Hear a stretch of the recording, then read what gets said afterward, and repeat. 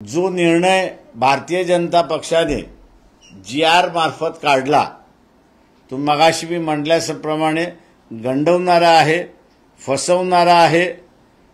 त्यांनी राधाकृष्ण विखे पाटील त्यांची समिती होती त्यालाही फसवलंय, गंडवलेलं आहे। जस्टिस शिंदे यांची कमिटी होती त्यालाही त्या ठिकाणी गंडवलेलं, फसवलेलं आहे। जरांगे पाटील आंदोलनात बसले होते, सगळे कार्यकर्ते त्यांना असताना फसवलेलं आहे, गंडवलेलं आहे, अशी असणारी परिस्थिती आहे।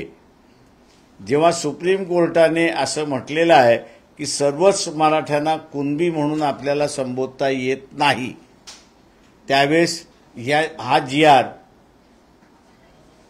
बेकायदेशीर आहे, कायद्याला धरून नाही, एका इस्टॅब्लिश निर्णयाच्या विरोधात आहे। आणि म्हणून जो काही आनंद मराठा समाज व्यक्त करतोय तो क्षणिक आहे असं मी त्या ठिकाणी मानतो। कारण हा निर्णय ज्या ज्या वेळेस कोर्ट केला जाईल त्या त्यावेळेस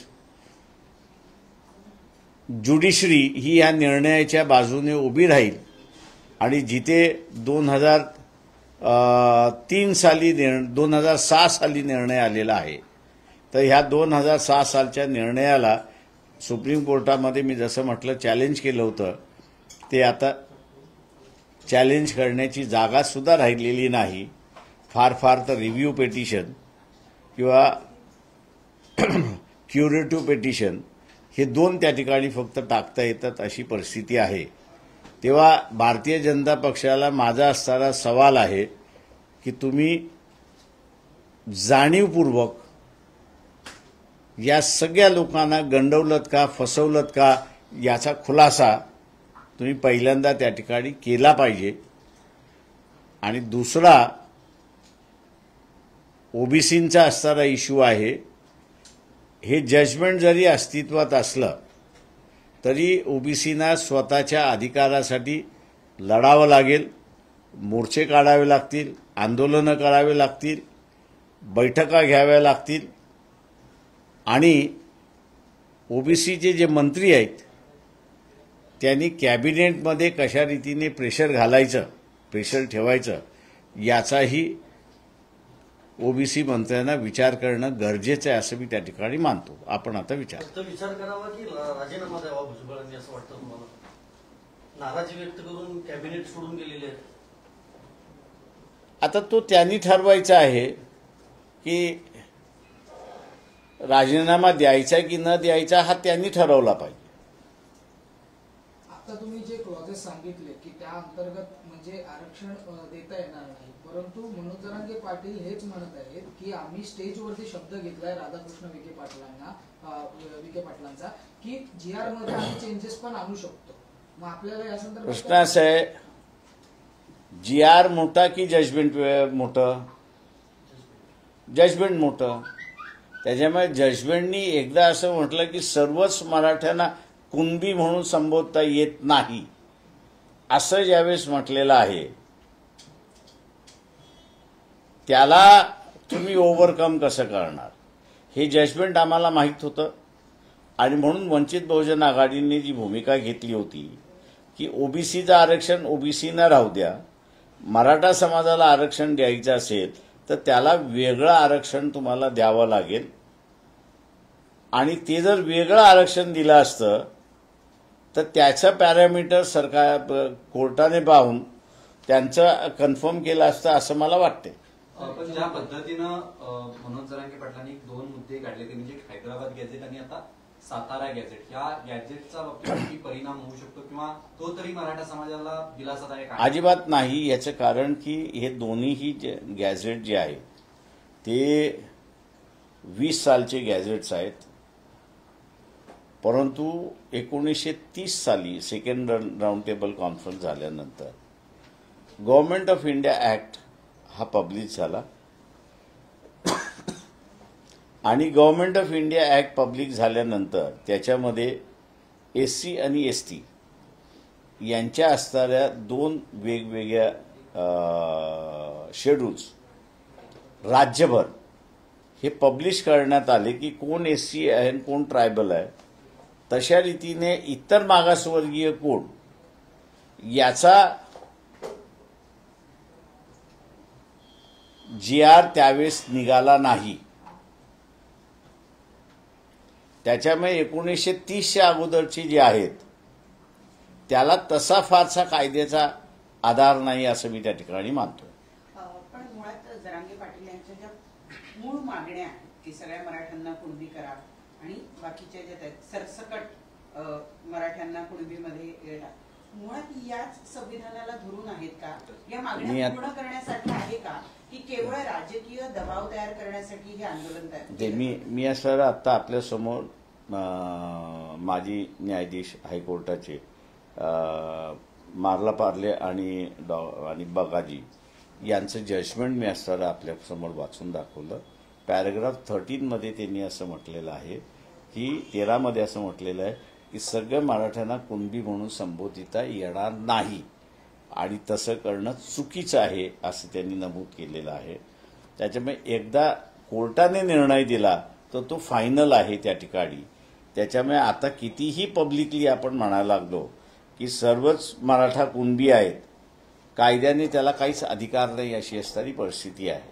पण मुख्यमंत्र्यांनी दोन्ही उपमुख्यमंत्री म्हणतायत आम्ही कायद्याच्या चौकटीत बसणारच आरक्षण देतोय, तसाच निर्णय घेतलाय, कायद्याचंच नाव पुढे केलं जातंय सरकारकडून. मी आपल्याला आता असताना जे जजमेंट आहे ते वाचून दाखवलेलं आहे. हे मुंबई हायकोर्टाचं जजमेंट जे आहे ते सुप्रीम कोर्टाने कन्फर्म करून दिलेलं आहे. त्याच्यामुळे आता सुप्रीम कोर्टापुढे असणारं मी जसं म्हणालो की रिव्ह्यू पेटिशन नव्हतं किंवा क्युरेटिव्ह पेटिशन सुद्धा नव्हतं. त्याच्यामुळे हा निर्णय फायनल झालेला आहे. त्याच्यामुळे म्हणून मी म्हटलं की भारतीय जनता पक्ष गंडवतोय आणि फसवतोय हे त्यांनी थांबवावं अशी असणारी परिस्थिती आहे. नाही, याच्यामध्ये न्यायालयाच्या मार्फत दबाव आणून हे आंदोलन थांबवण्यासाठी त्यांनी प्रयत्न केला तर सरकारनं. तुम्ही फक्त भाजपचं नाव घेताय. सरकार महायुतीचं सरकार आहे. मग त्यातले जे 2 मराठा उपमुख्यमंत्री आहेत त्यांचा समावेश तुम्ही यात का करत नाही? कारण मी याचं करत नाही कारण का त्यांना गंडवलेलं आहे आणि फसवलेलं आहे. पण मग त्यांनाही कळत नाही. त्यांना कळालेलंच नाही. काल सुनील तटकरे म्हणाले माध्यमांशी बोलताना की आम्हाला GRचा अभ्यास करावा लागेल. याचा अर्थ अजित पवार यांच्या राष्ट्रवादीला विश्वासात घेतलं नाही असं म्हणायचं? ते मला माहित नाही. जो जजमेंट दिलेलं आहे कोर्टाचं जजमेंट आहे. जसं तुम्ही ऍडव्होकेट आहात, मनोज जरांगेंसोबत देखील एक ऍडव्होकेटची टीम असते, त्यांची ही गोष्ट लक्षात आली नसेल किंवा त्यांनी असं मी जजमेंट वाचून दाखवलं, कुठच्या सालचं आहे तेही वाचून दाखवलं, पार्टीज कोण आहे तेही वाचून दाखवलं, 2006 AIR मध्ये कोर्ट झालेला आहे तेही मी असं त्या ठिकाणी आपल्याला वाचून दाखवलेलं आहे. त्याच्यामुळे आता हा एका अर्थाने प्रश्न सर्व मराठा कुणबी आहे असा जो इश्यू होता त्याला कोर्टाने फुल स्टॉप केलेला आहे. त्याच्या पुढे जाता येत नाही तुम्हाला. त्याच्यामुळे आम्ही जो म्हणून मगाशी मी जे म्हणालो की वंचित बहुजन आघाडीने जो तोडगा मांडला होता की ओबीसीच्या आरक्षणामधनं मराठ्याला देण्याच्या ऐवजी मराठा समाजाचं वेगळं ताट करून त्याला असणारं आरक्षण द्या तर ते टिकणारं राहील अशी असणारी परिस्थिती आहे.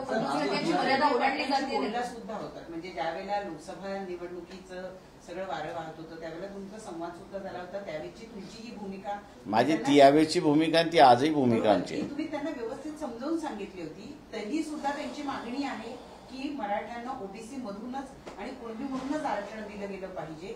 मग ही मागणी ही समाजाला भरकटणारी वाटत नाही का? मी एवढंच म्हणेन त्याच्यामध्ये की भारतीय जनता पक्षाने एका दगडामध्ये अनेक पक्षी मारण्याचा खेळ त्या ठिकाणी केलेला आहे आणि जसजसा वेळ जाईल तसतसं आपल्याला लक्षात येईल की या निर्णयामुळे मोहळ उठून काही जणांना जे आरक्षण मिळत होतं कदाचित त्यांना आरक्षण मिळणारही नाही अशी परिस्थिती आहे. म्हणजे सर हा जो मोहळ तुम्ही बोलताय येणाऱ्या स्थानिक स्वराज्य संस्था निवडणुकीला समोर ठेवून हे सगळं करण्यात आलं असं तुम्हाला बोल, कारण त्या पद्धतीने ते दाखले तयार केले जातील आणि पुन्हा ओबीसी मधून आपण उमेदवार होऊ अशा प्रकारे तयार करण्याची एक फळी तयार करली जाणार आहे. आता सर्टिफिकेट मिळालं तर मी ओबीसीमधनं उभं राहणारच, ती कॉन्टेस्ट होणारच त्या सगळ्या याच्यामध्ये. आता या मार्लापार्लीच्या निर्णयाप्रमाणे स्क्रुटिनी कमिटीला जे आहे ते ज्यांच्या रेकॉर्डमध्ये मराठा आहे त्यांना कुणबी सर्टिफिकेट तुम्हाला देता येणारच नाहीये या निर्णयाप्रमाणे.